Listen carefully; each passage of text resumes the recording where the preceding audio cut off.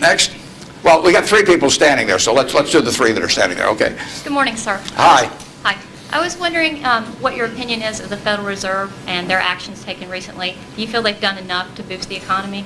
Yeah, well, I'm a fan of Alan Greenspan's over time. I've known him for a long, long time. We were on a board together at Cap Cities, and Alan is a very, very smart guy. He is motivated, in my opinion, entirely by what is good for the United States, the people of the United States. And so you couldn't have a better person in there. And the problem he may have is that because his tenure in office has been associated with this incredible bull market, that even though he wouldn't have claimed credit for it, that people might associate it because of the importance of the Fed generally.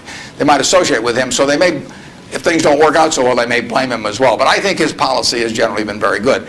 You have to understand one thing about the Fed is that it's not as powerful as the mystique would make it. Its brake is better than its gas pedal. When the Fed wants to put on the brakes, we go for the windshield. I mean, the economy just, they can put on the brakes. Paul Volcker did it. He broke inflation by doing it. But I mean, when he put on the brakes in that period around 1980, I mean, people hated him. He was crucified for it, but it was the right thing to do. And he could do it. He did it all by himself. And and it was the only way, because of the momentum that inflation was generating. It was the only thing it was what was needed then. Enormously unpopular. It's much harder for a Greenspan to put on the brakes because nobody wants him to put on the brakes, plus he's so visible. But he's put them on sort of gradually. But stepping on the gas pedal, he does not necessarily get the same result. It may help, but there are 1,000 other variables operating. And as you see in Japan, you can get down to zero interest rates and you can't stimulate anything. So it isn't like the Japanese haven't read the same books we've read about economics. I mean, they've read Keynes and they've read the whole thing. So we're not smarter than they are. We don't have any secrets they don't have, but they don't know how to get their economy going.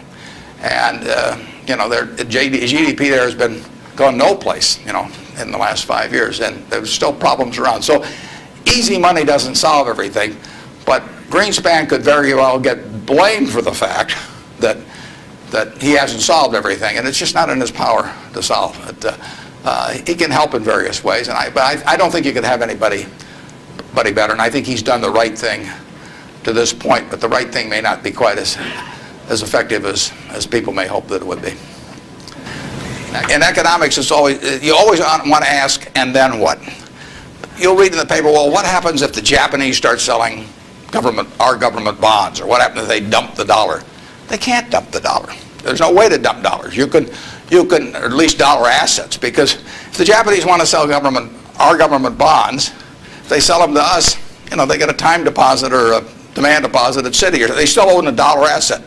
If they sell them to the French, they may get some assets from the French, but now the French have it. I mean, the only way you can reduce foreign investment in the United States is to change it around so they're consuming more than we're consuming from them. I mean, when we buy a television set from Japan, if we buy more television sets from them than they buy equivalent consumables from us, the exchange, what balances things is we give them some investment type asset, whether it's cash or a U.S. government bond or our stocks or our movie studios or our real estate or different things.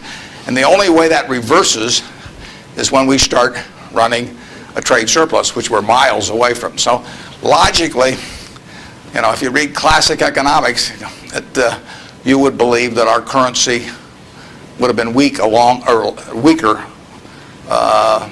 over the recent years, and that it would be weak now. But there are other things operating, and that's one of the problems about economics, is there's never just one variable. There's usually hundreds of variables, and they operate with different impact at different times. I mean, it's not like a physics formula. I mean, well, I guess it would be if you got into the Heisenberg principle or something like that. But the formula has a lot of the same variables year after year, but the relative importance of those variables and how they interact with each other is never exactly the same, and that's what we find out, the Japanese find out, everybody finds out. And foreign currency, or the value of our dollar and currency rates are defying what you would expect based on history. But as somebody said, if history were a perfect guide, the Forbes 400 would all be librarians. They just go and look it up in the books, and they'd always know all the answers. But history doesn't repeat itself, as Mark Twain said. History doesn't repeat itself, but it rhymes. I mean, things come back, but they don't quite come back in the same form. And we'll understand all this perfectly in a few more years, why the dollar's behaved the way it has. But I think it would be useful net for the U.S. if the dollar were less strong. Yes, Mr. Buffett, thanks for taking